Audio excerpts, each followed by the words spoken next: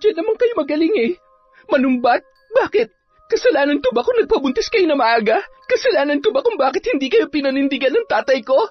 Anak niyo ako. Responsibilidad niyo ako, pero mula pagkabata, ni minsan hindi niyo pinaramdam sa akin na mahal niyo ako. Na mahalaga ako sa inyo. Na may pakialam kayo sa akin. Pagod na ako maging anak niyo. Ayoko na. Ang kapal na mukha mo para sabihin yan. Pues kung kinamumuhian mo ako bilang nanay mo, mas lalong ayaw din kitang maging anak. Buiset, wala kang respeto. Mula ngayon, kalimutan mo nang may ina ka pa. Ang simula ng masalimuot na bangungot ng iyong buhay. Nakikita mo ba ang hukay na ito?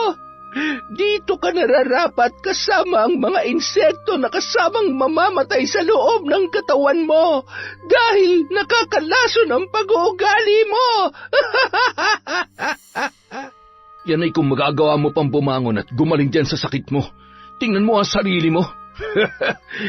Alam mo kung ako nasa sitwasyon mo ngayon, mas maigi pa mamatay na ako kesa naman ganyan ang sapitin ko.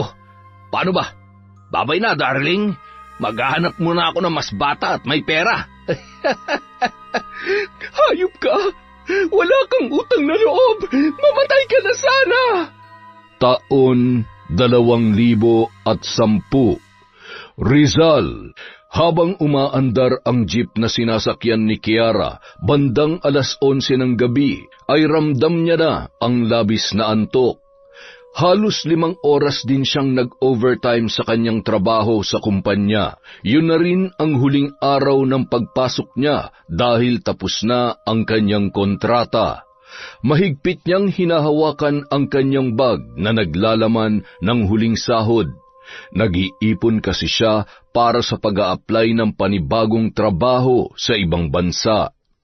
Nang makarating sa kanyang babaan, ay inilagay niya ang kanyang bag sa bandang harapan. Ilan na rin kasi sa mga kapitbahay nila ang nabiktima ng mga magnanakaw na tambay sa daanang yun.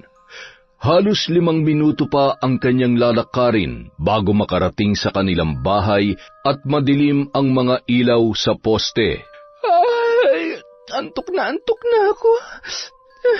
Sobrang nakakapagod ang araw na to. Sana naman may pagkain pa sa bahay. Nakalimutan ko pa naman bumili kahit tinapay man lang.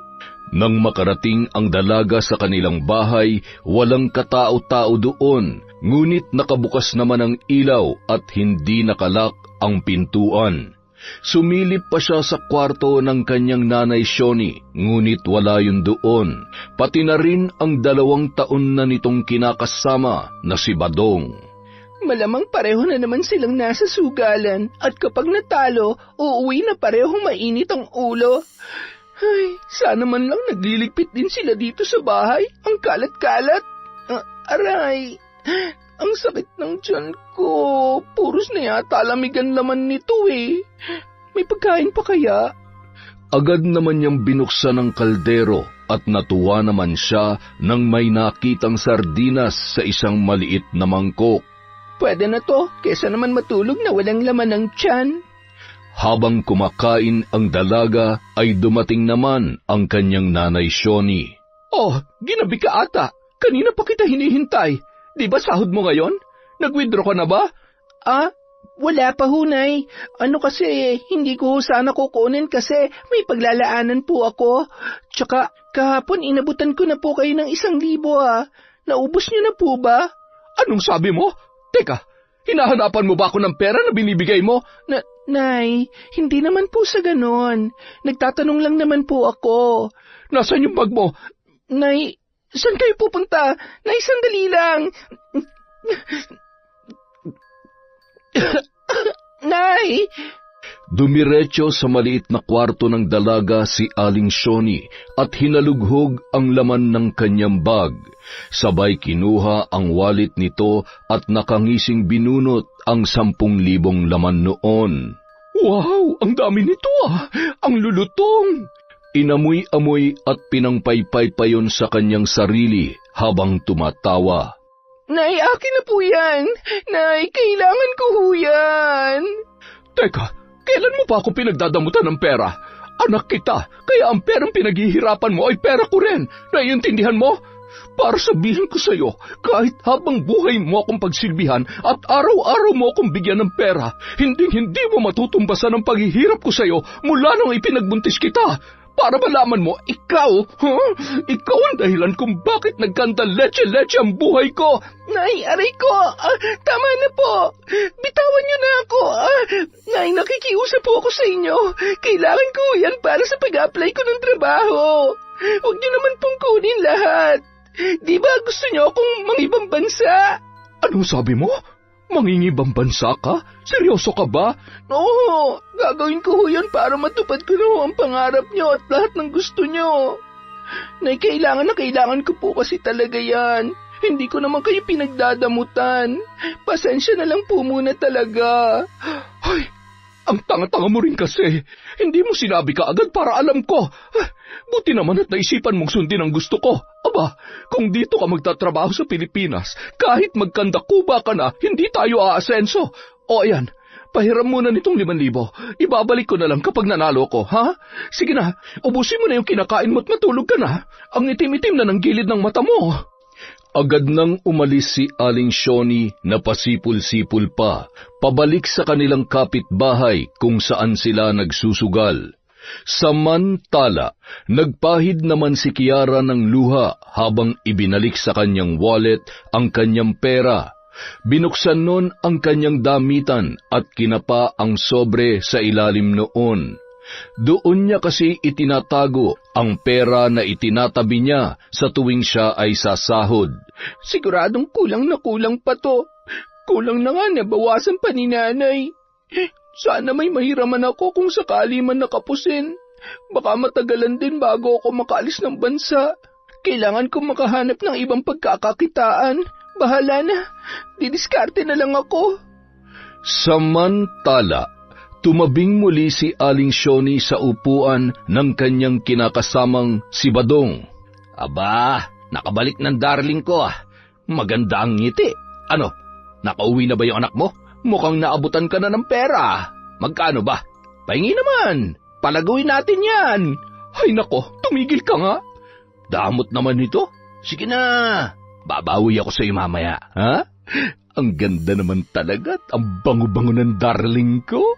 Nako, dinadaan mo na naman ako sa panggaganyan mo, ha? O yan, 1,000. Huwag mo ipapatalo yan, ha? Oo naman. Paano naman ako matatalo nito eh? Katabi ko ang pampaswerte ko. Hoy, mamaya na yan pag uwi nyo sa bahay. Pangit na nga ng baraha ko, sagwa nyo pang tingnan. Che, inggit ka lang, kasi hindi ikaw ang pinatulan ko. Hoy, Shoni, di lang ikaw ang babae dito.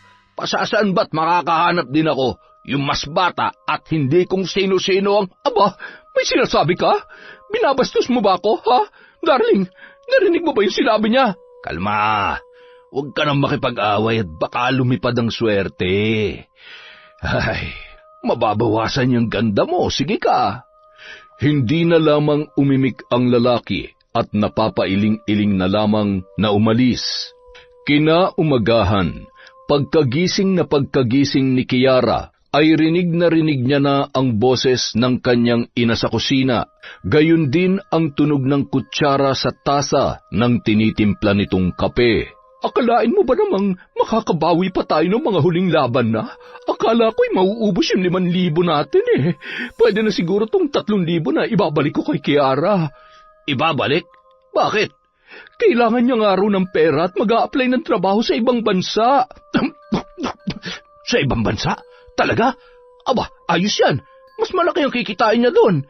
Kaya nga, mabuti at sa wakas ay pagbibigyan niya na rin ang gusto ko. Eh, kaya lang, paano mamaya? Wala tayong pansugal.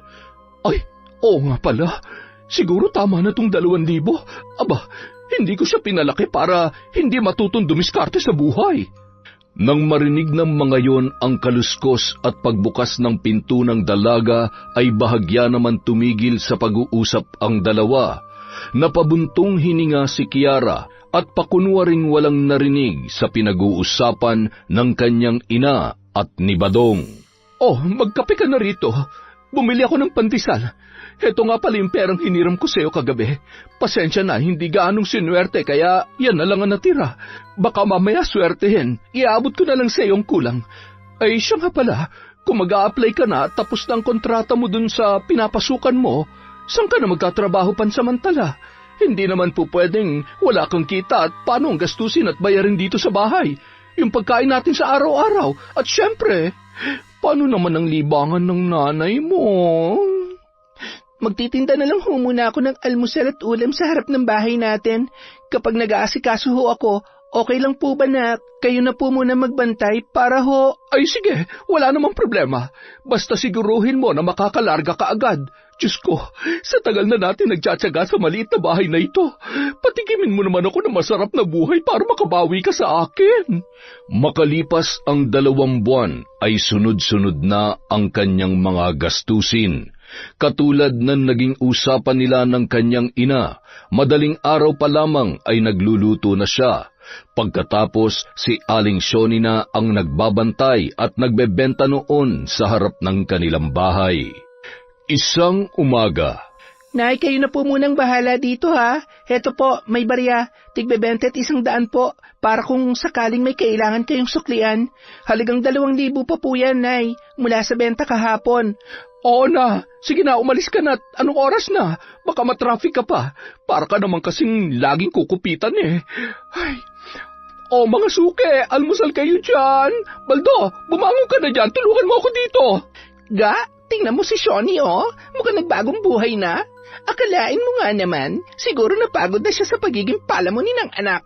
Nako, kapag nakikita ko talaga si Kiara, naaawa ako. Sana naman tuloy-tuloy na yan, no? Ga, huwag ka na lang makialam at parang hindi mo naman kilala yan. Kapag nahuli ka niyang tingin ng tingin ay, nako, sinasabi ko sa'yo. Eh bakit? Hindi naman ako natatakot sa kanya. Isa pa, totoo naman ang sinasabi ko na isa siyang... Hoy, Marites! Halika! Mabuti na lang at nagkita tayo ngayon. Alam mo kasi noong nakaraang linggo pa kita hinahanap eh. Gusto kong malaman mo na nakakarating sa akin ang lahat na ipinagkakalat mong chismis tungkol sa akin. Ngayon, sinasabi ko sa'yo kung wala kang magandang sasabihin, itikom mo yung malaki mong bunganga. Kung ayaw mong tahiin ko yung maitim at makapal mong labi. Ano?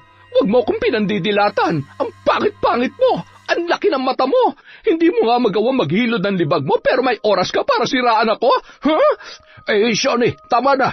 Bitawan mong asawa ko. Pasensya ka na. Ay, halika na ga. Ikaw naman kasi sabi ko naman sa iyo eh. May araw ka rin malanding babae. Masyado ka matapang. Bakit naman kita sisiraan eh? Dati namang sira-sira ka na dito sa lugar natin. Dahil isa kang kaladkaren, lalakero, at higit sa lahat ay palamunin ng anak. Huwag ka nang dadaan dito sa tapat ko, inggitero ka. Palibhasa walang nagkakagusto sa'yo dahil maliban sa losyang ka na, pang-horror pa yung pagmamukha mo. Mga inggitera kayong lahat. Hintayin nyo lang na makapag-abroad ang anak ko at paghahampasin ko kayo ng tig-1,000 sa mukha. Mamatay kayo sa inggit dahil kaya akong buhayin ang anak ko. Nung mga oras na yun, ay isa-isang nagsipasukan sa kani-kanilang mga bahay ang ilang mga kapitbahay ni Shoni na ayaw madamay sa init ng ulo nito. Samantala, bago lumabas ng bahay, ay palingon-lingon naman si Badong sa buong kabahayan bago pumasok sa kwarto ni Kiara. Sigurado ako may tinatago siyang pera dito. Nasaan kaya yon?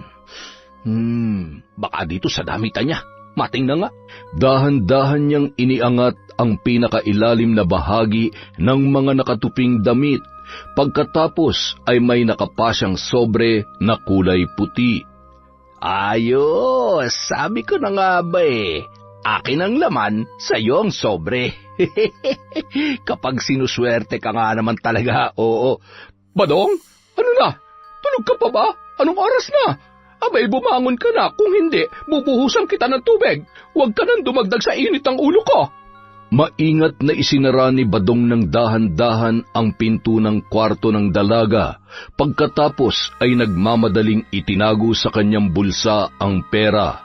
Agad na rin yung lumabas at yumapos sa noon ay nagngangangawa pa rin na si Shoni. Good morning, darling ko.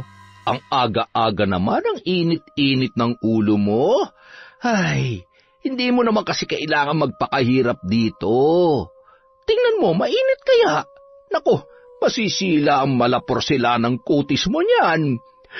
Ano ka ba naman? Pansamantala lang naman to. Malay mo sa susunod na buwan, makaalis na si Kiara. Siyempre sa hirap ko dito sa pagtitinda at sa lahat ng sakripisyo ko para sa kanya, kailangan niyang bumawi sa akin. Isa pa, okay rin to. Kahit paano nakakadilihensya rin ako. Magtatabi ako ng 1,000 na pansugal natin mamaya, ha? Darling, baka naman makahalata yung anak mo. Manghingi ka na lang sa kanya. Sigurado naman na bibigyan ka nun. Hayaan mo na lang akong dumiskarte para sa atin. Huwag ka nang makialam at pareho naman tayo makikinabang. Oo na. Maupo ka na muna dito at ako naman na magtitinda. Hoy, ganda, sexy! Bili kayo ng almusal. May ulam na rin, oh. Masarap to. Parang ako. Aray, pumasok ka na nga lang dun sa loob. Puwisit ka talaga. Ulam ang tinitinda mo tapos sarili mo yung binibida mo. Kung ano-ano pa nakikita mo. Hoy kayo, anong sa inyo? Kung gusto niyong bumili, pili na. Huwag yung pag-aari ng ibang tinitingnan nyo. Aray ko, pumasok ka na kasi dun sa loob. Oo nga, papasok na nga eh. Ay, ayos. Makapag-almusal na nga lang at makabalik na sa higaan. Diskarte pala, ha? Magbantay ka dyan mag-isa mo.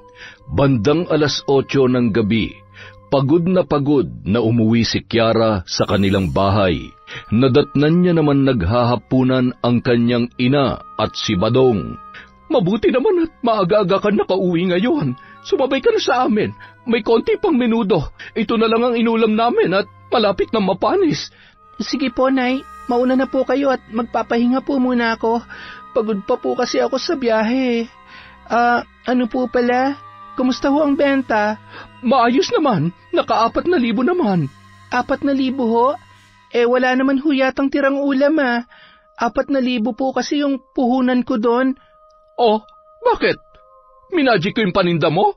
Baka masyadong malaki yung pagkakagayat ng karne. Aba naman, Kiara, pagod na ako sa lintik na pagtitinda na yan, tapos hahanapan mo pa ako ng benta na akala mo pagnanakawan ka ng sarili mong ina?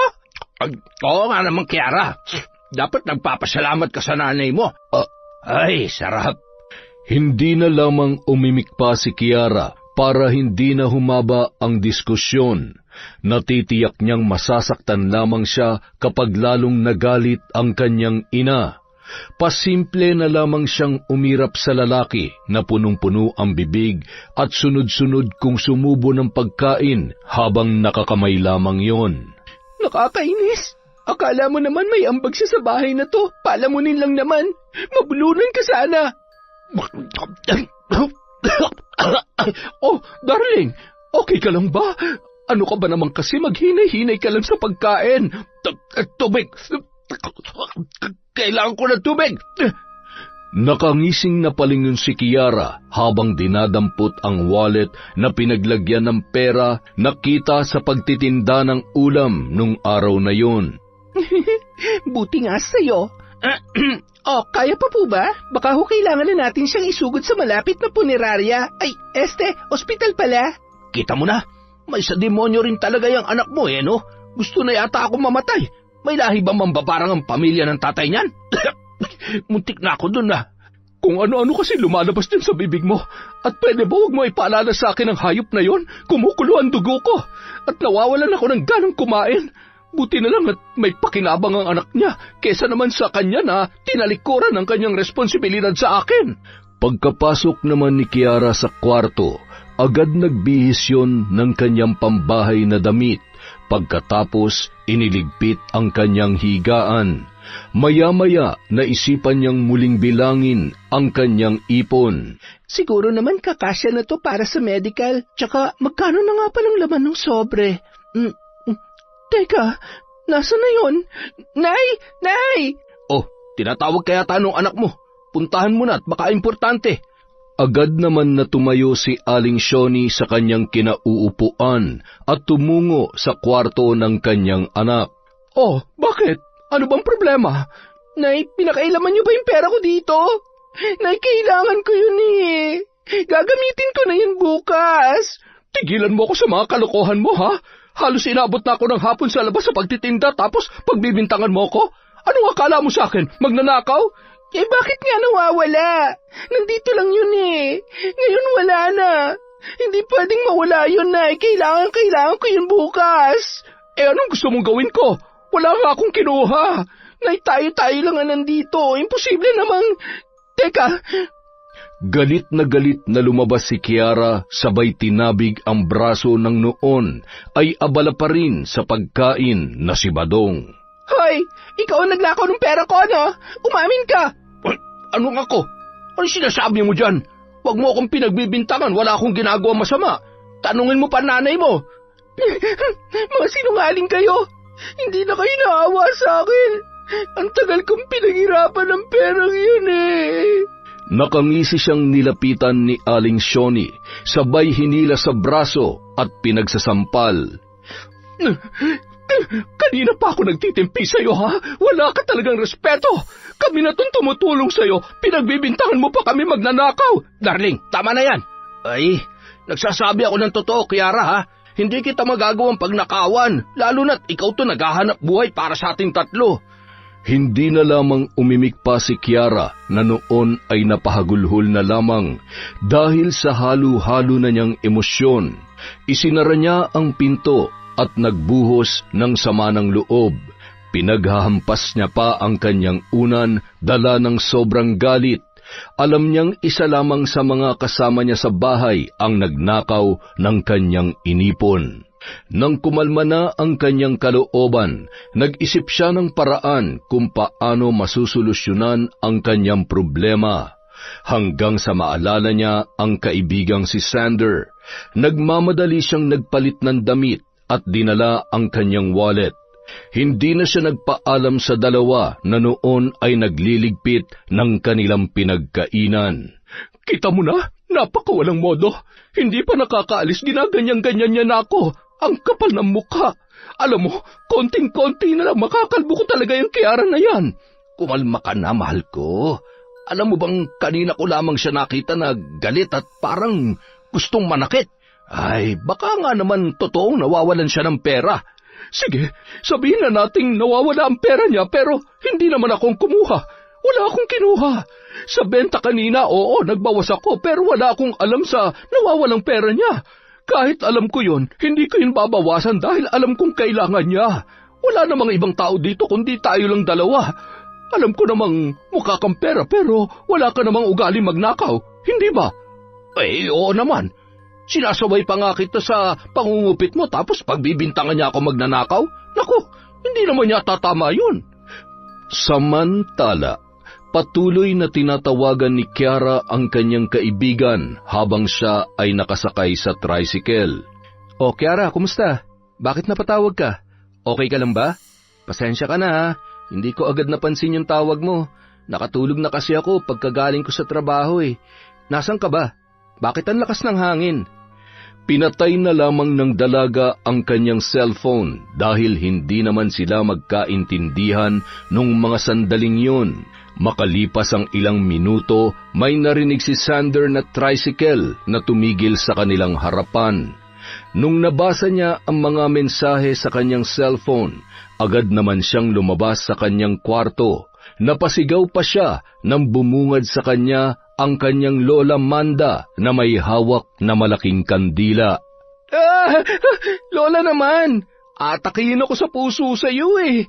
Ay, bakit naman kasi ang aga niyong pinatay ang ilaw dito sa sala? Bakit ba? Eh, nagtitipid ako eh. Ayaw ko masyadong malaki ang binabayaran mo buwan-buwan. Nagpapakahirap ka sa trabaho kaya dapat ang pera mo, iniipon mo. Para kapag nag-asawa ka na may ipapakain ka sa kanya at sa magiging mga anak ninyo. Sus, oo na po mahal kong lola. Sige na po, ituloy nyo na kung anong ginagawa nyo at may bisita po ako sa labas. Bakit hindi mo papasukin? Napadaan lang ho yun dito. Sige na, pumasok na kayo sa kwarto nyo. Ikaw ba may itinatagong girlfriend? Umayos ka, hindi pwedeng basta-basta ka na lamang tatanggap ng babae sa bahay mo na walang permiso ko. Kailangan ko muna makasiguro na matino at hindi basta-bastang babae lang ang mapapangasawa mo. Lola, wala pa ho akong girlfriend at wala ho akong itatagong sikreto sa inyo kung sakali man. Talaga? Talagang-talaga? Hindi mo girlfriend yun? Sige nga, sasama ako sa labas. Lola naman eh. Sige kayo, kapag lumabas kayo, tatawagin ko si Lolo Magno. Sabi ko nga, papasok na ako sa kwarto eh. Ay, natigil tuloy ang pagre-ritual ko. Akala ko naman kasi ikaw yung nasa labas at napagsarhang kita ng pinto. Nandiyan ka na pala sa kwarto eh, wala ka man lamang pasabi. Inaantok na tuloy ako. Sige na, matulog na po kayo. Nang masigurong nakapasok na si Lola Manda sa kanyang kwarto, patakbo namang tumungo si Sander sa kanilang gate. Pasensya na, natagalan ako. Ang kulit kasi ni Lola eh. Oh, ano nangyari sa'yo? Umiiyak ka? Niloko ka ba ng boyfriend mo? Sira! Kailan pa ako nagka-boyfriend? Alam ko naman, pinapatawa lang kita. Ano ba nangyari? Yung pera na gagamitin ko sa requirements at medical nawawala. Alam mo naman ang sitwasyon ko sa buhay, di ba? Malakas ang hinala ko na isa sa kanila nakialam ng pera ko. Bukas ko na kailangan yun eh, tsaka pa nawala. Hindi ko na alam ang gagawin ko. Saan ako mangungutang? Saan ako kukuha ng... Sige lang, iyak mo lang yan. Ilabas mo yung sama ng loob mo. Kung gusto mo silang murahin, murahin mo. Gusto mo, tulungan pa kita eh. Ay, ang tibay mo rin, oh. Hindi ko alam kung paano ka nakakatiis sa ganyan. Kasi kung ako nasa sitwasyon mo, nako, sigurado, matagal na akong lumayas. Kung pwede nga lang sana, ginawa ko na eh. Alam mo naman, kahit ganun si nanay, mahal na mahal ko yun. Nanay ko siya at anak niya pa rin ako. Darating ang panahon na kapag iniwan na siya ng lalaki na yon, ako na lang ang meron siya. Kaya hindi ko siya pwedeng iwan. Masyadong malambot yung puso mo pagdating sa nanay mo. Sobra ka. Pero, alam mo, dapat siya rin eh. Di ba? Ay, ngayon mag-a-abroad ka, ano sa tingin mo? May mapupuntahan ba yan? Magbabago na kaya ang nanay mo? Hindi ko alam. Hindi ako sigurado pero isa lang naman ang hiling ko. Ang makita niya ako bilang anak na gusto siyang bigyan ng magandang buhay. Hindi salot at dahilan kung bakit miserable siya hanggang ngayon. Gusto kong mabago ang tingin niya sa akin. Gusto kong maayos yung relasyon namin mag-ina at mapatawad niya na ako sa kasalanan na hindi ko naman talaga... Ano ka ba? Hindi mo dapat sinisisi ang sarili mo. Wala ka namang kasalanan eh. Sadyang makitid lang ang utak ng nanay mo. Alam mo, kapag nakaalis ka na, huwag mong ibibigay lahat sa kanya. Magtira ka para sa sarili mo. Sigurado ako na magpapakasarap yun, pati yung kinakasama niya. Maawa ka naman sa sarili mo. Oo, mahal na mahal mo ang nanay mo, pero walang masama na unahin at mahalin mo rin ang sarili mo. Yung kapakanan mo. Salamat ah. Buti na lang talaga kahit malas ako sa magulang. Maswerte naman ako at may kaibigan naman akong tulad mo. Si Lola, kumusta? Okay lang yun. Ganun pa rin. Dating gawi. Siya nga pala, alam kong kailangan mo ng pera. Pahihiramin muna kita. May ipon ako dito. Ha? Talaga? Pahihiramin mo ako? Bakit naman hindi? Gusto mo ba hayaan na lang kitang umiyak? Sabi ko naman sa'yo, di ba? Nandito lang ako kapag kailangan mo ng tulong. Basta kapag nasa ibang bansa ka na, ingatan mong sarili mo. Tandaan mo, naghihintay ako dito. Naghihintay naman saan? Ano? Sa bayad sa utang mo, tapos pasalubong mo pag-uwi. Oo naman. Hindi kita makakalimutan. Talaga? As in? Siyempre. Bakit ko naman kakalimutan yung utang ko sa'yo? Ano bang iniisip mo? Oh, wala. Baliw? Ilang sandali pa, dahan-dahang pumasok si Sander sa kanilang bahay at kumuha ng pera. Nagmamadali rin yung bumalik sa labas at iniabot sa kanyang kaibigan ang perang hinihiram nito. Sige na, umuwi ka na at magpahinga ka na. Huwag mo nang iwawala yan ha. Pasensya na, gusto man kitang patuloyin, kaya lang alam kong takot ka kay Lola. Tsaka alam mo naman kung gaano kakulit yun. Oo, alam ko naman yun. Salamat ulit, Sander ha. Sige, alis na ako. Maraming salamat. Kumakaway pa ang dalaga habang naglalakad papunta sa may sakayan ng tricycle. Nakangiti naman pinagmamasdan yon ng binata, ngunit nakaramdam pa rin siya ng awa at lungkot dahil sa pinagdaraanan ni Kiara. Samantala, bandang 11:00 ng gabi ay napasilip naman si Aling Shoni sa kwarto ng dalaga. Napabuntong hininga na lamang yun na makita na wala doon ang kanyang anak. Nilayasan na ba ako ng lintik na yon? Ay, nakakaubos talaga ng pasensya. Sino ba naman kasi nagnakaw ng... Ay, ewan, sumasakit ang ulo ko. Bahala ka sa buhay mo. Pasasaan ba't makakadiskarte ka naman kung paano maitutuloy ang pag-abroad mo? Ay, bakit ba pinoproblema kung problema ng iba? Makatulog na nga. Ang sakit ng katawan ko. Ay. Pagkapasok ni Aling Shoni ay siya namang pagdating ng kanyang anak. Dahil sa matinding pagod at sa dami ng nangyari nung araw na yon ay agad na rin yung nakatulog. Makalipas ang isa pang buwan, diretso lamang sa pag-aasikaso si Kiara at tuluyan na nga siyang makakaalis ng araw na yon. Gabi pa ay inihanda na niya ang kanyang dadalhing maleta. Tinulungan pa siya ng ina na animoy asikasong-asikaso sa kanya. Sigurado ka bang wala ka nang nakalimutan? Mag-iingat ka doon. Huwag kang tatanga-tanga at walang tutulong sa iyo doon kundi sarili mo lang. Tsaka nga pala, kapag nandun ka na, lagi mo akong tatawagan para hindi ako nag-aalala dito, ha? Para naman nag-aalala talaga siya sa akin. Sige ho, sana nga po swertehin ako sa amo ko. Sana mabait sila. Aba, ayusin mo ang trabaho mo para magustuhan kanila. Huwag kang makakalimot. Baka mamaya makalimutan mo na may nanay ka na umaasa at naghihintay sa iyo dito. Padadalhan ko agad kayo sa unang sahod ko. Ipaayos niyo itong bahay natin tapos wag ho sana kayo... Oo na. Hindi mo na ako kailangan pagsabihan at paalalahanan. Alam kong ginagawa ko. Sandali lang at tatawag ako ng tricycle. Nay, sandali lang ho. Oh, bakit? Pwede ko po ba kayong... Mahigpit na niyakap ni Kiara ang kanyang ina. Nay, mag-iingat po kayo dito, ha? Alam ko hanggang sa ngayon ay malayo pa rin ang loob niyo sa akin pero mahal na mahal ko po kayo. Pasensya ka na rin. Ikaw naman kasi hindi ka na nasanay sa ugali ko. Baliktarin mo man ang mundo, nanay mo pa rin ako. Hindi na natin mababago yon. Kaya sana'y maiahon mo ang buhay natin sa kahirapan. Baka sakaling makalimutan ko na ang lahat ng...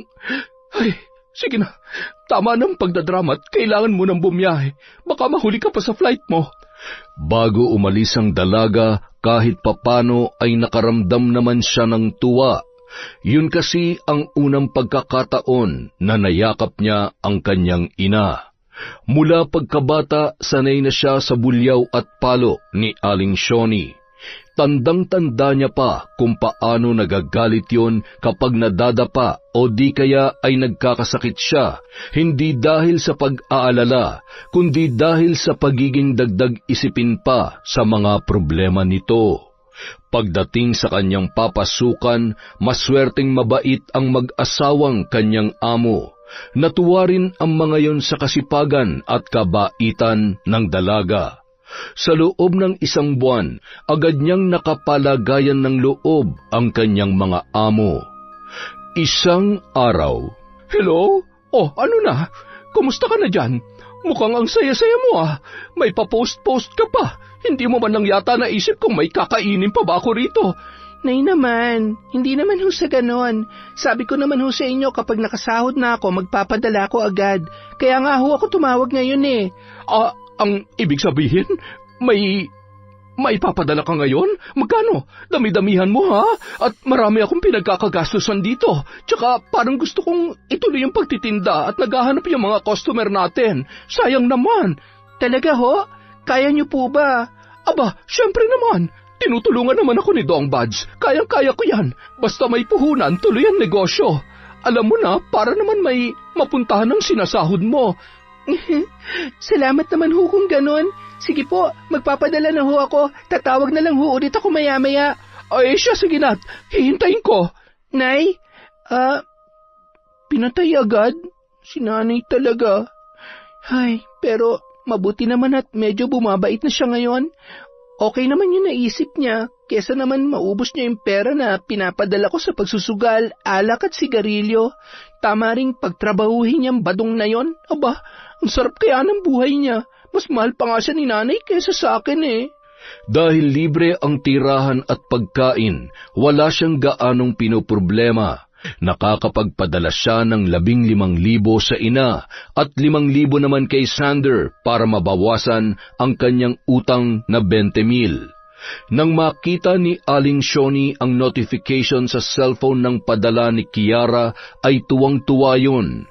Ngunit nagbago ang timpla ng mukha nito nang makita niya kung magkano. Ano? Badong, basahin mo nga. Malabo lang yata ang mata ko. Magkano ba itong pinadala ni Kiara?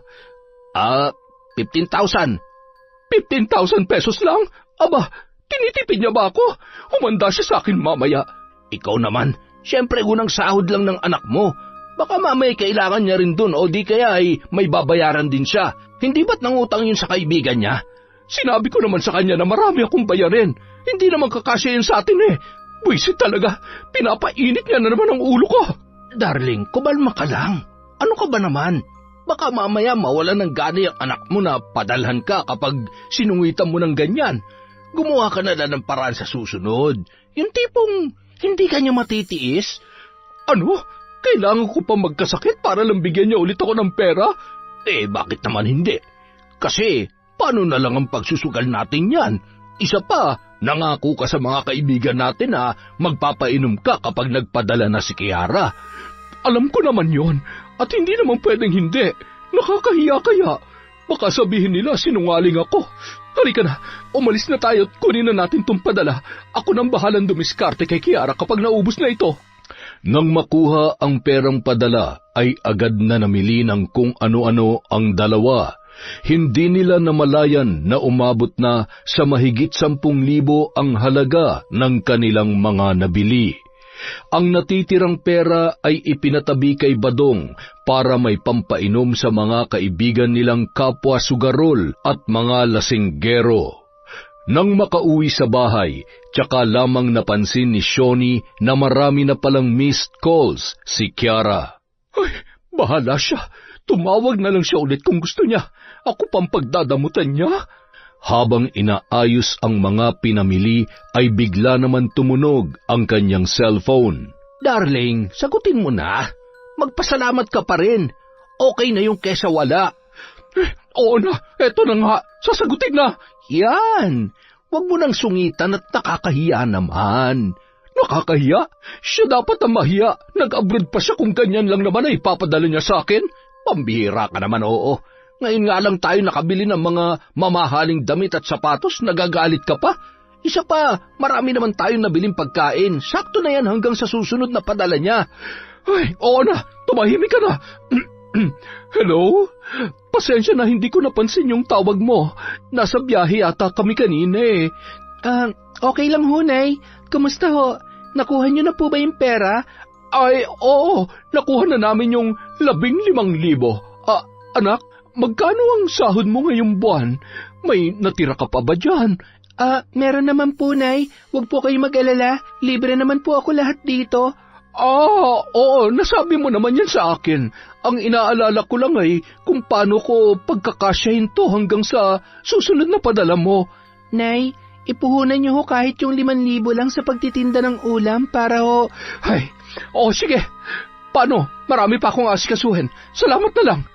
At agad niya nang pinatayan ng tawag ang kanyang anak. Ano nangyari doon? Kulang pa ba yung padala ko? Ay, hindi naman pwedeng ipadala ko sa inyo lahat. Wala na nga halos natira sa sahod ko eh. Ay, si Nanay talaga. Makalipas ang ilang buwan, tuloy-tuloy pa rin ang pagpapadala ng dalaga. Kung minsan ay nakakapagpadala pa siya kahit alanganing petsa dahil biglang nanghihingi ng pera si Aling Shoni. Aray! Ang sakit na naman ng tiyan ko. Ano po ba nangyayari sa inyo? Ano po ang sabi ng doktor? May sakit daw po ba kayo? Kailangan kong magpa-MRI para makita kung anong meron dito sa bituka ko. At Pabugso-bugso ang sakit, anak. Baka naman ho kasi walang tigil na naman kayo sa pag-iinom. Aray, ano ka ba naman? Sinisi mo pa talaga ang alak eh. Yun na nga lang ang nagpapasaya sa akin. Tsaka kumpara nun, mahina at bibihira na lang naman akong uminom ngayon. Sabi ko naman sa'yo, abala ako sa pagluluto at pagtitinda dito sa ipinapagawa kong maliit na karinderya sa tapat natin. Kaya lang, paano na to? Hindi ako makakapagtrabaho ngayon. Anak, baka may tago ka dyan. Kailangan ko kasi ng 25,000 para makapagpa-MRI ako eh. Mahirap naman kung nandyan ka nga. Hindi mo naman ako maipapagamot man lang. Magkano po ang kailangan nyo para sa abot 20 o hanggang 25,000? Malaki-laki po palang halaga, pero sige po, Nay, magpapadala po ako agad. Sige na po, pahinga muna kayo. May gagawin na rin po kasi ako eh. Ay, sige anak, salamat ha. Buti na lang talaga at may maayos ka ng trabaho dahil kung hindi, baka kung ano na nangyari sa akin. Huwag po kayo mag-alala, magagawan ko naman po yan ng paraan. Basta ang importante gumaling po kayo, magsimba rin ho kayo. Malaking bagay rin ho yun sa pagpapagaling ninyo. Ay sige anak, kung may gagawin ka na, sige na, ibaba na natin to at magro-rosaryo pa ako. Tumawag ka na lang ulit kapag magpapadala ka na ng pera, ha? Matapos ang tawag na yun, malakas na humalakhak si Shoni at pati na rin si Badong. Grabe ka, darling. May parosaryo ka pa nalalaman. Masyado mo namang ginalingan ng pag-arte. Aba, syempre, kita mo naman, paniwalang-paniwala sa akin ang bruha. Ay, yun lang naman pala ang paraan para magkapera tayo eh. Madami na naman tayong pansugal. Maiinggit na naman ang amiga ko sa sugalan sa dami ng pansugal ko. Siya, maligo ka na't magbihis at sa labas tayo kakain ngayon. Ang galing naman talaga ng darling ko, kaya mahal na mahal kita eh. Pakis nga. Baka naman pwede mo na akong bilhan ng relo ngayon. Oo na, bilisan mo na't maliligo na rin ako. Pwede naman tayong magsabay, bakit naman mauuna pa ako? Ay nako, ikaw talaga. Bago pa man makaalis ang dalawa, ay muling tumawag si Kiara para ipaalam na naipadala niya na ang hinihinging pera ng kanyang nanay Shoni. Aray ko, salamat anak ha. Salamat talaga. Sana maging maganda ang resulta at mahihirapan tayo sa pagpapagamot. Isa pa, ayaw ko ring magkasakit. Ayaw ko pa mamatay na hindi pa man lamang nararanasan ang maginhawang buhay na ipinangako mo sa akin. Sige na, mag-iingat ka dyan. Anong sabi? Nakapagpadala na ba siya? Yes! Tara na! Ay, ganito kasarap ang buhay kapag hindi kami nag-aaway. Hindi ko na siya kailangang daanin pa sa init ng ulo para magbigay ng pera. Dahil ngayon, kusa niyang ibibigay para lamang gumaling ako. Agad na ring umalis ang dalawa para kunin ang perang ipinadala ni Kiara. Pagkatapos ay kumain sila sa labas at bumili ng kung anuman na kanilang magugustuhan. Binilhan ni Shoni si Badong ng relo at bumili naman siya ng bag para sa kanyang sarili. Sa loob ng 1 taon na pagtatrabaho ni Kiara sa ibang bansa ay marami na ring alahas na nabili si Aling Shoni. Lagi ring bago ang kanyang damit kapag pupunta sa sugalan. Samantalang hindi naman masimulan ang pagpapaayos ng kanilang bahay. Matapos mag-shopping ng dalawa, bit-bit ang kanilang mga pinamili ay aksidente namang nakita sila ni Sander, ang matalik na kaibigan ni Kiara. Kinunan pa niya ng larawan ang dalawa sabay ipinadala sa kanyang kaibigan at tinawagan niya kaagad yun. Hello? Nakita mo ba yung pinadala ko sa yung mga picture? Hindi pa eh. Teka lang ha. Katatapos ko lang kasi sa ginagawa ko. Kumusta? Ay, teka. Ano ba to? San mo ba to nakita? Ay, kani-kanina lang yan. Mukhang ang saya-saya nila Aling Shoni at Badong dyan sa mga pinamili nila. Pakialamero ko, no? Pero tingnan mo naman kung gaano karami. Teka nga. Ngayon lang ba talaga to? Sigurado ka? Oo. Nandito pa ako sa mall at kaalis nga lang nila. Ang sweet pa nga eh. Nakakainggit. Ay, napakasinungaling talaga ni nanay. Ang sabi niya may sakit siya. Kailangan niya ng malaking halaga para sa MRI tapos ipang-shopping niya lang kasamang badong na yon. Ang tagal kong inipon ng perang yun tapos lulustayin niya lang. Hindi man lang niya iniisip yung pagod at sakripisyo ko dito. Ay, grabe talaga yun si Aling Shoni. Nagawa pa talaga niya magsinungaling para lang magpadala ka ng pera. Wala na. Malala na talaga siya. Napapagod na ako, Sander. Siguro nga panahon na para tasing ko siya. Hindi ko na kaya sikmurain lahat ng kasinungalingan niya. Buti na lang talaga nakita mo sila dahil kung hindi, baka maraming beses pa nila ako maloloko. Kinagabihan, habang nanonood ng TV sila Aling Shoni at Badong ay tumawag si Kiara. Ano ba yan? Kung kailan naman kumakain, tsaka naman niya naisipang tumawag. Storbo! Ay! Oh, ayusin mo. Di ba nga may sakit ka? Ay, oo nga pala. Sandali lang naman. Hello, anak. Kumusta? Aray ko, ang kirot na naman ang tiyan ko. Kumusta ho ang resulta ng sa pagbalik ko raw sa susunod na linggo malalaman. Pero binigyan naman ako ng reseta, pampawala ng kirot dito. Kaya lang, naubusan na ako ng pere. Pero huwag ka mag-alala, kaya ko pa naman. Grabe, ang galing-galing niyo talaga, Nay. Talaga namang napapaniwala niyo ako. Ano bang sinasabi mo? Nay, tama na. Tumigil na kayo sa pagpapanggap niyo na may sakit kayo. Alam ko ng totoo na gawa-gawa niyo lang ang lahat. Ang sabi niyo pupunta kayo sa ospital pero nasan kayo kanina? Nasa mall nagsha-shopping. Sana ginalingan niyo na rin pati sa pagtatago. Kaso wala eh. May nakakita sa inyo at nasa akin ang mga ebidensya ng panloloko niyo sa akin. Alam niyo kung ano pang mas masakit? Yang pala mo ninyong kinakasama na mahal niyo masyadong garapal. Kung todo flex ng bagong damit, sapatos, at ngayon may bago pa siyang relo? Saan kayo kumukuha ng kakapalan na mukha? Anong akala niyo sa akin, robot na hindi napapagod?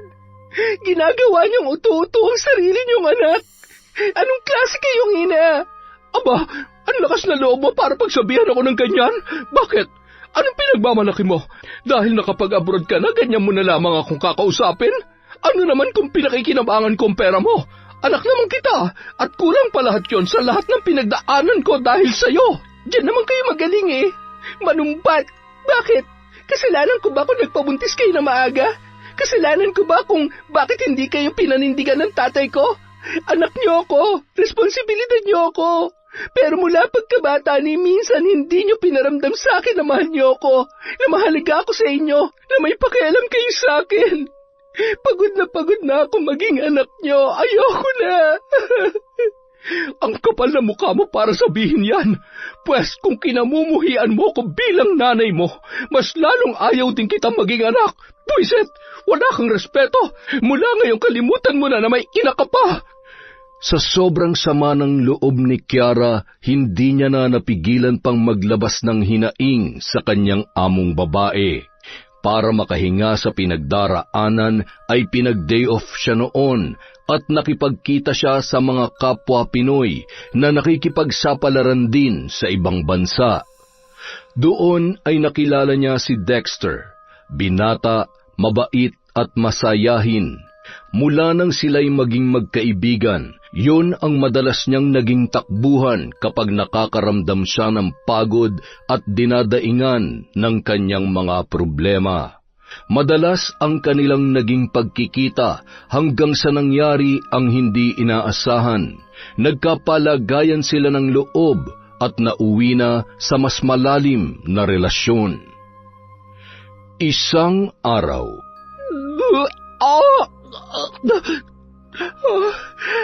Hindi ito maaari. Hindi kaya buntis talaga ako? Ilang araw ko nang hindi makontak ang Dexter na yon. Ano ba nangyari sa kanya? Tatakbuhan niya ba ako sa halagang 10,000? Ay, ano bang gagawin ko? Kailangan niya akong pakasalan kung hindi ay... Ano ba tong pinasok ko? Ayokong makulong. Nang makita siya ng kanyang amo sa ganoong kalagayan, ay agad siyang nilapitan noon at inusisa kung ano ang nangyayari. Nagsabi na lamang siya ng katotohanan kahit takot na takot siya nung mga sandaling yun. Mahigpit kasing ipinagbabawal yun sa Saudi Arabia. Sa tulong ng kanyang employer ay nabigyan siya ng exit permit para makauwi ng Pilipinas ng mas maaga. 2 buwan pa yun bago matapos ang kanyang kontrata. Binigyan pa siya ng pera ng kanyang amo maliban sa huling sahod niya para na rin sa kanyang pagbubuntis. Nang makarating sa Pilipinas, dumiretso siya sa kanilang bahay dahil wala naman siyang mapupuntahan. Nahiya na rin kasi siyang humingi ng tulong sa kaibigan niyang si Sander dahil sa kanyang sitwasyon. Gulat na gulat si Aling Shoni nang bumungad sa kanilang pinto si Kiara, dala ang 2 maleta. Oh, bakit nandito ka? Ang kapal na mukha mo magpakita sa akin pagkatapos mong talikuran ang obligasyon mo sa loob ng 2 buwan? At saka, hindi pa tapos ang kontrata mo ha? Ilang araw lang ho ako. Maghahanap ako ng malilipatan. Magpapahinga lang muna ako. Buntis po ako. Anong sabi mo? Buntis ka? Sinong tatay niyan? Tinakasan ho ako. Kaya ko naman hong buhayin ang anak ko at hindi ko siya kailangan. Umuwi ka rito para bigyan ako ng kahiyan? Ano na lang ang sasabihin ng mga kapitbahay natin, ha? Alam mo na nga pinagchichismisan na tayo dito, dadagdag ka pa. Ang tanga-tanga mo. Akin na yung mga maleta mo. Hinalughog nun ang mga gamit ni Kiara. Kinuha ang mga dala niyang mapapakinabangan, pati na rin ang kanyang pera. Nay, ano ba? Huwag niyong kunin yan. Para sa anak ko yan. Para sa anak? Talaga bang may balak kang buhayin ang batang yan?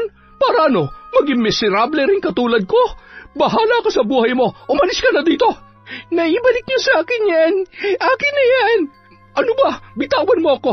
Lintik ka talagang bata ka. Busit na ako sa katigasan ng ulo mo. Wala kang kwenta. Aray ko. Isinara ni Aling Shoni ang pinto habang hindi makatayo si Kiara sa sakit ng kanyang balakang dahil sa malakas na pagkakatulak sa kanya ng kanyang ina sa simento.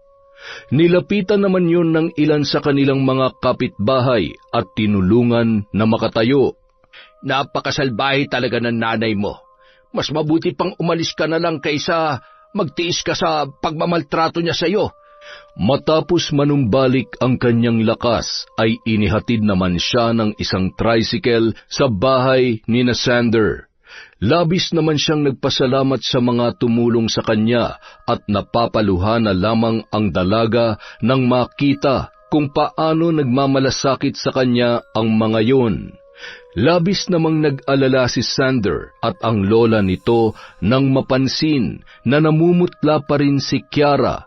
Hindi rin nila maawat ang paghikbi ng dalaga. Bakit kasi hindi mo ako sinabihan na uuwi ka na? Sana sinundo na lang kita. Ilang buwan ka rin hindi nagparamdam. Ano ba nangyari sa'yo? Gusto mo bang humiga? Sandali lang at kukuha ko ng unan. Ay naku, napakaputla mo. Kumuha ka nga ng sabaw ng nilagang baboy, Sander, bago ka mag-usisa na mag-usisa dyan.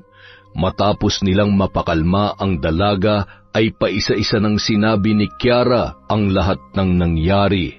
Ay, Jesus Maria Josep, bakit naman kailangan mo pang pagdaanan ng sinapit ng nanay mo noon?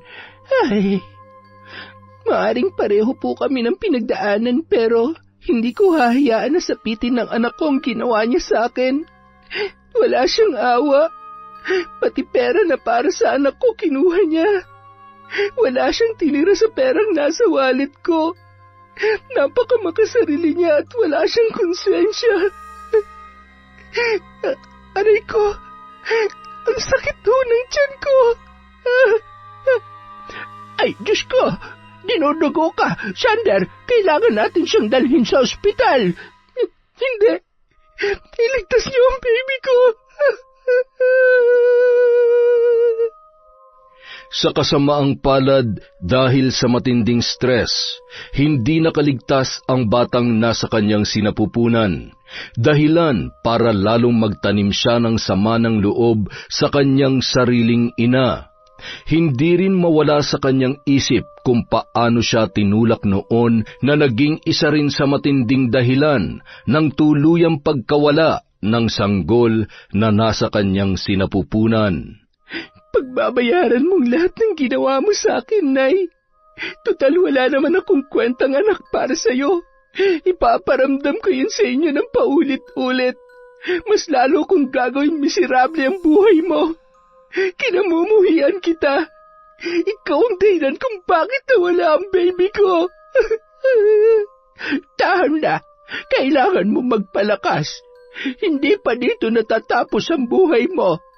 Marami pang pwedeng mangyari, lalo na ngayong malaya ka na sa kalupitan ng salbahe mong ina. Lola, kailangan ko ho kayo. Kailangan ko ho ang tulong ninyo. Gusto kong gumanti sa lahat ng sakit na nararamdaman ko dahil sa kanya. Mambabarang po kayo, hindi ba? Abat, oo. Kaya nga takot na takot ka sa akin noon dahil nakita mo akong... Ay, ewan ko sa iyo. Natakot ka sa akin pero hindi sa nanay mong saksakan ng sama ng ugali. Ano bang gusto mo mangyari? Gusto mo bang turuan siya ng leksyon? Opo. Gusto ko na paggising niya isa sa mga araw na ito, wala nang lahat ng mahalaga sa kanya. Na wala siya magagawa para bumangon at tulungan ang sarili niya. Bigyan niyo siya ng sakit na walang lunas katulad ng pagiging sinungaling niya. Tingnan ko lang kung hindi siya iwanan ng badong na yon kapag hindi na siya mapapakinabangan. Yun lang ba? Nako, madali lamang yan. Walang problema basta wag lang tayong magpapahuli kay Sander at siguradong hindi yun sasangayon sa atin. Wala eh. Kung gaano ko kademonyita sa mga halangang kaluluwa, ay kulang naman na tubuan si Sander ng pakpak sa sobrang bait. Ano po bang kailangan kong gawin, Lola? Bigyan mo lamang ako ng larawan o di kaya ay kahit ano sa kagamitan nila para maisagawa ko ang ritual ng pambabarang sa lalong madaling panahon. Agad na kinuha ni Kiara ang kanyang mga gamit at kumuha ng larawan sa kanyang wallet. Ito lang ho ang nag-iisang larawan na meron ako. Yan din po yung lalaki ang katabi niya. Walang ibang ginawa yan kundi magpakasasa sa perang pinaghirapan ko. At ito rin ho, ang lalaking tinakbuhan ng utang at responsibilidad niya sa akin. Aba, mahal ang sisingilin ko sa iyo nito. 3 na tong gusto mong ipakulam sa akin. Ano, lahat ba to ay bibigyan ko ng sakit o tutuluyan ko na? Kung yung anak ko nga ho namatay ng walang kasalanan eh. Sila pa kaya na malaki ang kasalanan sa akin? Siya, kung yan ang magpapagaan ng kalooban mo ay gagawin ko ang kahilingan mo. Pero sana naman anak, pagkatapos ng lahat ng ito ay piliin mo na lamang kalimutan ang lahat at huwag mong sayangin ang buhay mo. Gumawa ka ng paraan para bumangon ulit para sa iyong sarili. Nang sumunod na gabi, habang natutulog si Shoni ay may naririnig siyang mga bulong na animoy sumasabay sa ihip ng hangin mula sa nakabukas niyang bintana. Gusto niyang bumangon sa kanyang pagkakahiga at imulat ang kanyang mga mata, ngunit hindi niya yun magawa. Animoy may kung anong mabigat na bagay na nakadagan sa kanyang buong katawan. Habang nakapikit ay nakikita niya ang kanyang sarili sa isang malalim na hukay at may isang babae na nakaitim na belo at abot talampakan ang itim na kasuotan. Ang tanging liwanag na nakikita niya ay mula sa napakaraming nakatayong kandila at nakapalibot yon sa hukay. Hawak nito ang isang garapon na naglalaman ng iba't ibang matutulis na bagay, kulay pulang likido at walang buhay na insekto, iba-ibang uri ng mga uod. Kitang-kita niya kung paano ibinuhos yun sa kanyang katawan ng natitiyak niyang matandang babae. ang simula ng masalimuot na bangungot ng iyong buhay. Nakikita mo ba ang hukay na ito? Dito ka nararapat mamatay kasama ang mga insekto sa loob ng katawan mo dahil sa nakakalason mong pag-uugali.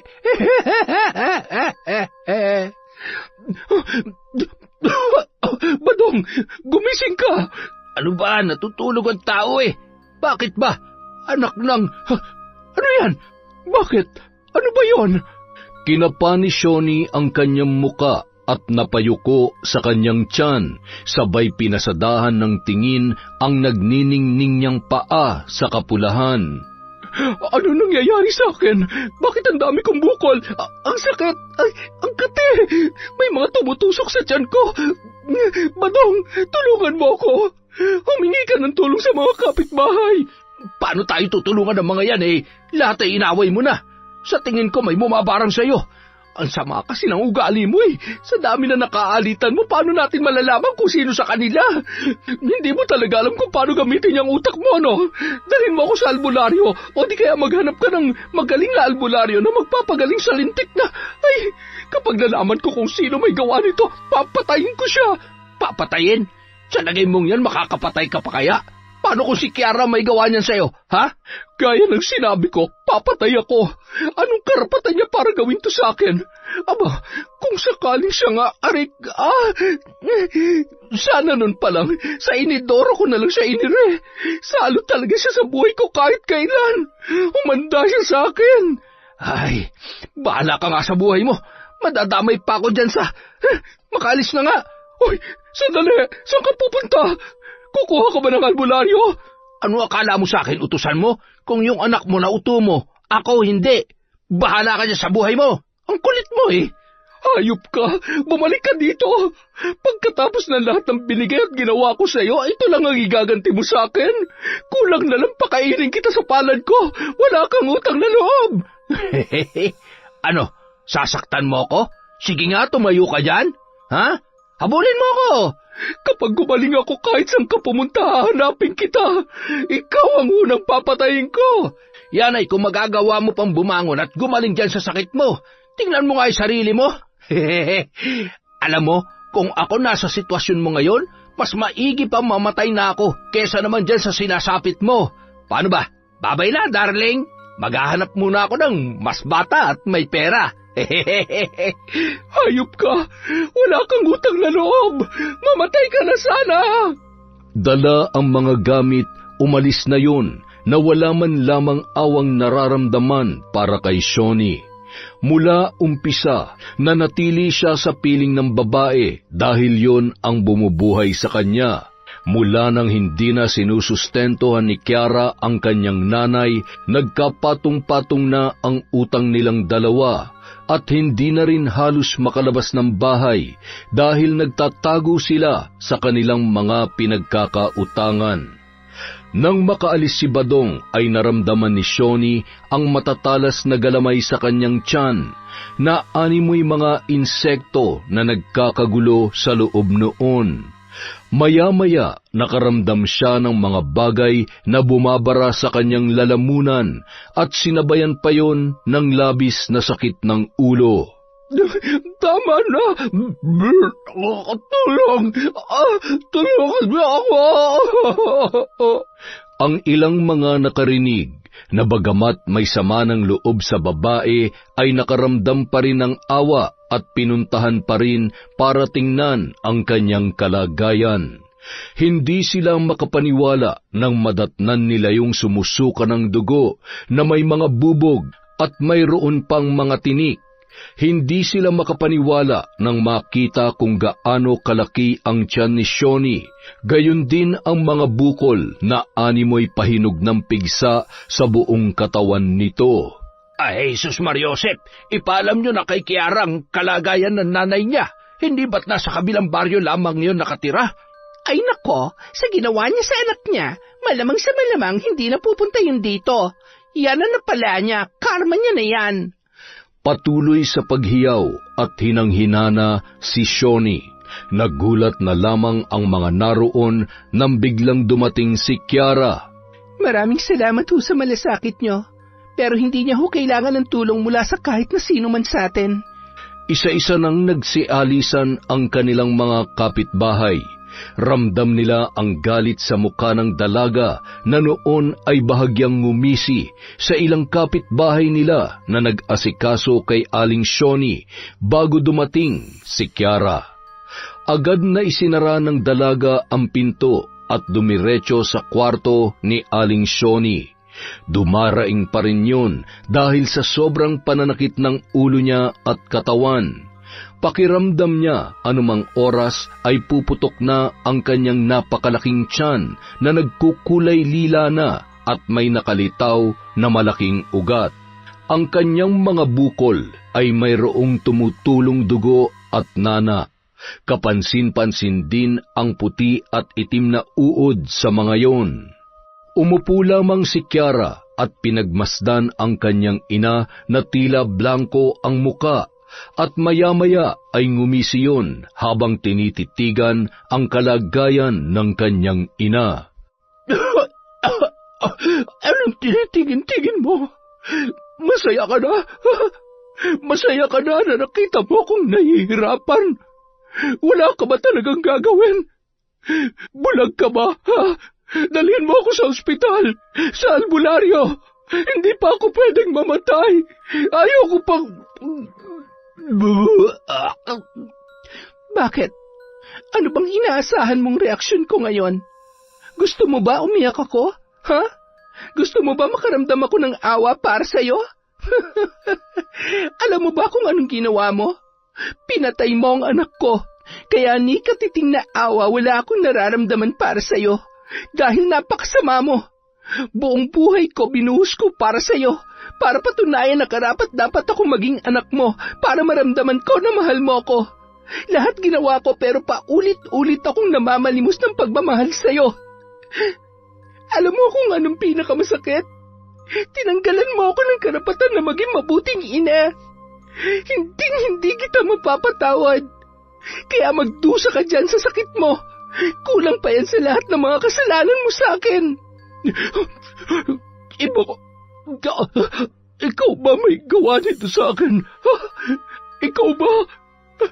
Buwisit ka talaga sa buhay ko. Bakit ako sinisisi mo sa pagkamatay ng anak mo? Kasalanan ko ba kung isa kang pabaya? Paano mo nasabi magiging mabuti kang ina hindi mo nga nagawang protekta ng bata sa sinapupunan mo? Halos magdilim ang paningin ni Kiara sa sobrang galit dahil sa sinabing yon ng kanyang ina. Nilapitan niya yon at hinawakan ng mahigpit ang buhok nito. Hindi mo ba naaalala kung gaano kalakas ang pagkakatulak mo sa akin? Ikaw ang pumatay sa anak ko. Pinagsisisihan ko na naging nanay kita at pinagsisisihan ko rin na naging anak kita. Lumayas ka sa pamamahay ko at huwag ka nang babalik dito. Hindi kita kailangan. Wala kang kwenta. Sana hindi na lang kita ipinanganak. Ayoko na. Pagod na ako. Hindi ko na kaya ang sakit. Kinabukasan, tuluyan ng binawian ng buhay si Aling Shoni. Palihim na inasikaso ni Sander ang bangkay noon para mabigyan ng maayos na libing. Wala ni katiting na pagsisisi si Kiara sa nangyari sa kanyang ina. Ayaw mo man lang ba siyang dalawin kahit sa libingan? Para ano pa? Para isumbat ko lahat ng mga kasalanan niya sa akin ng paulit-ulit. Sapat nang wala na siya sa buhay ko. Ay, Kiara, oo, alam ko. Sobrang laki ng galit mo sa nanay mo. Pero sana ngayong wala na siya, kalimutan mo ng lahat. Kailangan mo magpatawad para makalimot. Hindi mo naiintindihan, Sander. Nasasabi mo lang yan dahil hindi mo nararamdaman kung anong nararamdaman ko. Bakit ko pipilitin ang sarili ko na patawarin siya, ha? Siya ang dahilan kung bakit ako nagkaganito. Kahit patawarin ko pa siya hanggat nabubuhay ako, araw-araw ko maaalala ang lahat ng ginawa niya. Kiara, teka, sandali. Ang hirap naman timplahin nito. Lagi na lang mainit ang ulo. Hayaan mo muna siya. Lilipas din yan. Makakalimot din siya. Hayaan mo lang muna siyang magalit. Alam mo kasi, wala namang babaeng mahirap timplahin, sadyang hindi lamang kayo marunong. Mga lalaki nga naman, oo. Akala nyo kasi ay madali lamang mawawala ang galit na nararamdaman namin. Anong akala nyo sa feelings namin? Apoy sa kandila na isang ihip lamang patay na agad. Tama lamang ang naging pasya niya. Dapat lang napasakitan ang mga abusadong tao na katulad ng kanyang ina. At, naku po, patay. Bibig ko naman kasi, oo. Paano ko ba lulusutan ito? Ay, sinasabi ko na nga ba. Lola, ano yun? Huwag niyong sabihin na tinuruan niyo siya mambarang.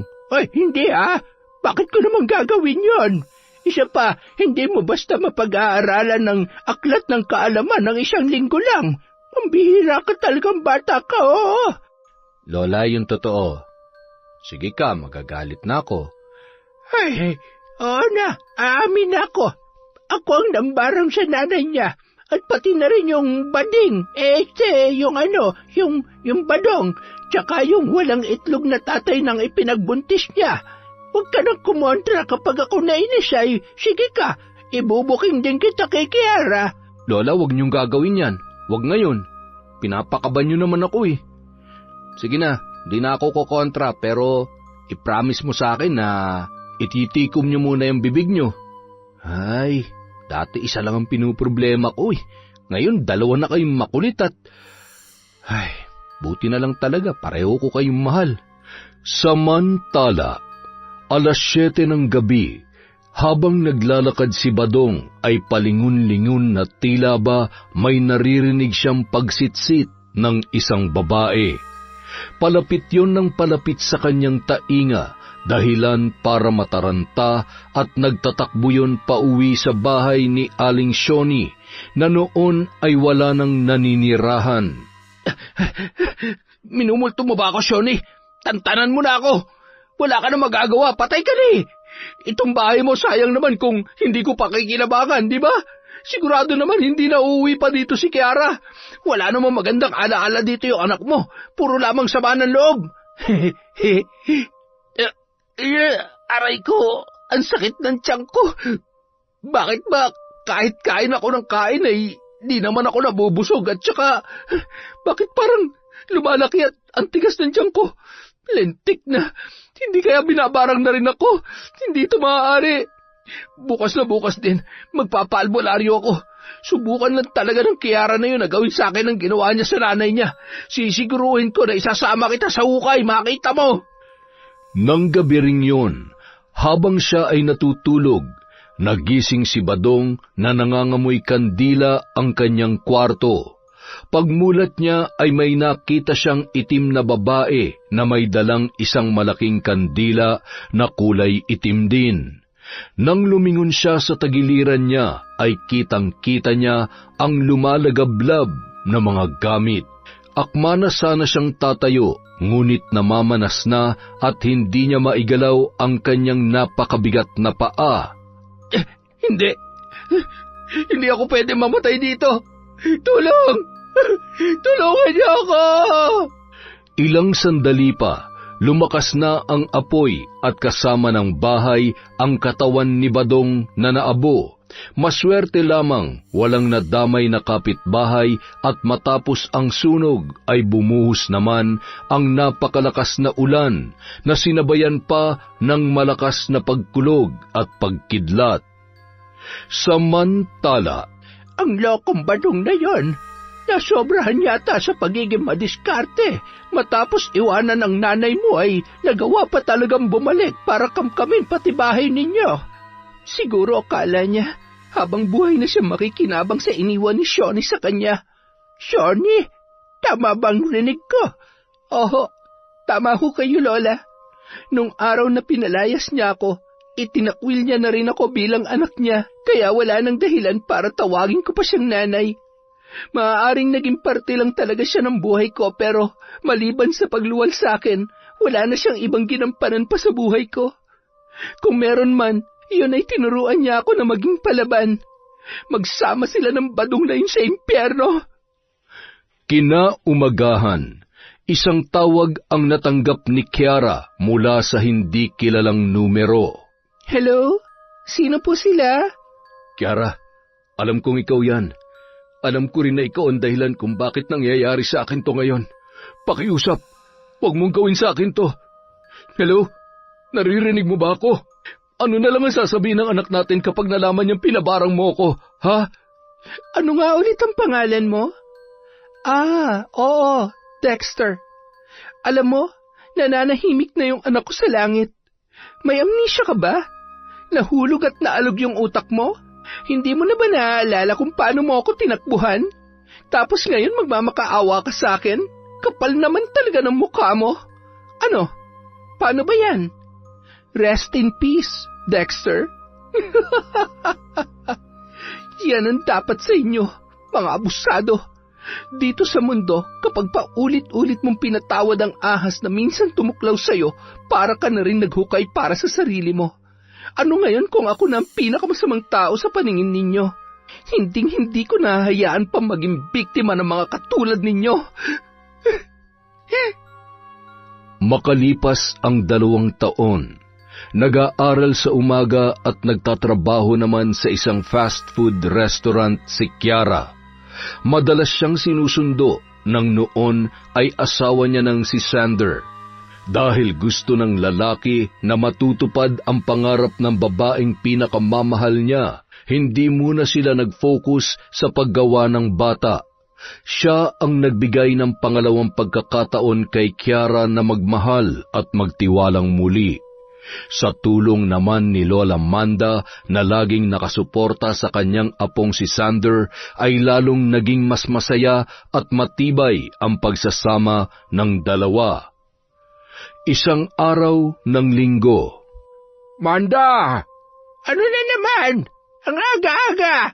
Hindi pa ako nagkakape. Mainit pa ang ulo ko. Kailan ba naman hindi uminit ang ulo mo? Nandyan ba si Kiara? Bakit mo hinahanap ang asawa ng apo ko? Ha? Hindi ka na talaga nakontento sa isa. Ang tanda-tanda mo na hindi ka pa rin nagbabago. Babaero ka pa rin, kaya tama lang na hindi ikaw ang pinili ko. Ang dami mo namang sinabi. Isa lang naman ang pinupunto mo. Nagseselos ka, no? Tigilan mo ako. Hahampasin kita nitong walis tingting makita mo. Kahit ikaw na lang ang nag-iisang lalaki sa mundo, hindi ko sasayangin tong ganda ko sa'yo. Habang nagbabangayan ang dalawa, tawa naman ng tawa ang mag-asawang sina Sander at Kiara nung mga oras na yun.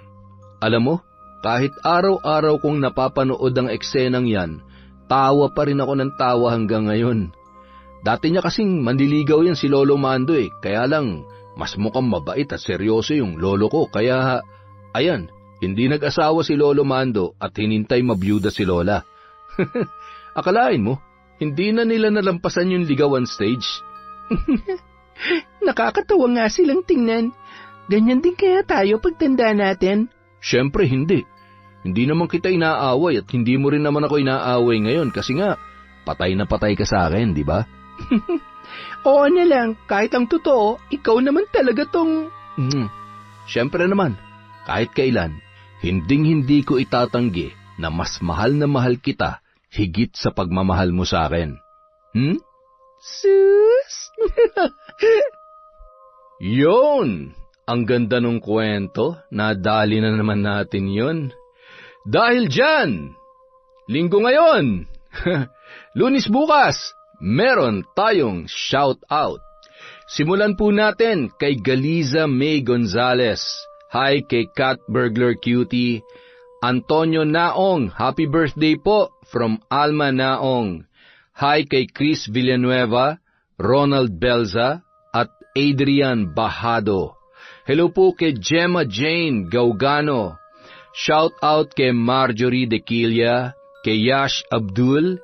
Hi po sa Imperial, Ledesma, Trasporto at Grefaldia family from Maria Grace Grefaldia. Hello din po kay Edgardo Fontanilla. Shout out kay Jennifer Sacris. Hi po kay Asodisen Sarila, kay Elizabeth Dongka, kay Berzay Kuna. Hi kay MJ Pondang. Idol ko po kayo, sir. Hi po kay Roxanne Gaudicos. Hello kay Lydia Lopez. Hi kay Marco, Sara, Razel, Rena Shane. Hello din po kay Lilian del Rosario. Hi sa mga kwento sa dilim, kay Alfredo Siguya, kay Frederick Ganagana, kay Jerlyn Byron. Hi kay Belen Malbas. Shout out po kay Nick Antipolo, kay Daniela de la Peña. Hello din po kay Susana Llobrera, kay Marieta Yoto. Hi kay Rihanna Sanchez Sumayang. Hi po, ang pagbabalik ni Len TV2. Hello din po kay Angelina Ignacio, kay Ednalyn Tupaz, kay Analie Vallega. Hello kay Kaden Mapu at Tonton from Amiyong. Hello po kay Virgie Latore, Mel Santarisa, Finky Rusi 14. Shout out din po kay Ma'am Irma Umali, kay Ira Malin at sa kanyang mga anak na sila Ray, June at Aya. Mag-aral kayong mabuti, mga bata. Hello po kay May Espiritu, kay Maura 620, hi kay Cecil Sabroso, kay Rosalina Bogayong, kay Billy Ray, Jenny May, Ray Buendia, Michael at Mari del Rosario from Lucy Buendia. Hi po kay Rainy Bell, hi kay Ibs Marie Buhay, Japan Channel, hi kay Mirna Alfaro, hi din po kay Mitsuru from Raquel Hasegawa. Shout out kay Gemma de Ocampo, kay Noemi Garcia Pabunan, kay Jessica Rojas, Juvelin Camacho, Aneli Juarez, kay Letty Jochim. Hi din po kay Earhart the Great Vlog, kay Nur OFW Riyadh. Hi din po kay Janet Cisneros, Rowena Enriquez, Salve Laureta. Shout out kay Lucy San Jose, kay Annie Malio, kay Princess Anne, kay Angelica Gape from Renerio Gape. Hi po kay Miss Noir Horror Stories. Happy birthday po kay Rachel at Modesto Cacalda Jr. from Mami Cora. Hello po kay Thes Gutierrez of Magallanes, Cavite. Papuntang Pico de Loro po yan. From Re Basil. Hi kay Ramona R., kay Kimpoy Feliciano, Michelle Andales, Amalia Berdandino, kay Grace Kiambao. Hello po kay Mariel Tabuan, kay Ami Viray, kay Carmi Kayabyab. Hi din po kay Sarah Jane Mabasa, kay Mamiliana Nalugon, kay Anita Roble, kay Julieta Cabresos, at syempre po kay Adi Larico. Maraming salamat po uli sa walang sawang pagsuporta sa Kwentong Enteng.